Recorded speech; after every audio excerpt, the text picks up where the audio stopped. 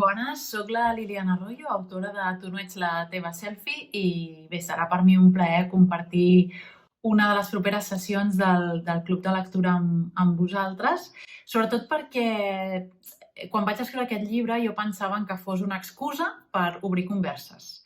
I en general és una manera, crec, perquè hem vist en diferents tallers, és una forma d'obrir un interessant debat sobre l'experiència digital dels joves, perquè des de la mirada adulta tenim bastants prejudicis, no? Llavors, quan em van encarregar aquest assaig sobre aquesta experiència digital de joves a les xarxes, el primer que vaig fer va ser anar a buscar 12 joves per entrevistar-los i per entrar una mica en el seu univers, no? O sigui, què vol dir per ells les xarxes, com les viuen, com es maneguen, quines estratègies de desconnexió tenen, perquè en tenen i moltes vegades són millors que les nostres.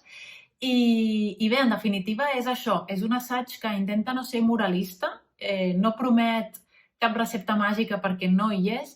El que sí que promet són moltes dosis de crítica constructiva, de crítica conscient també, de quin és el model econòmic darrere de les xarxes socials i anunciem coses que avui veiem que estan passant, no?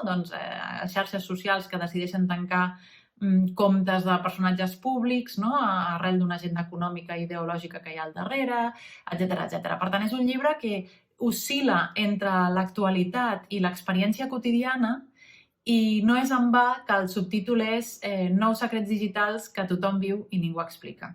I espero que amb la lectura pugueu descobrir per què. Gràcies i ens veiem al Club de Lectura.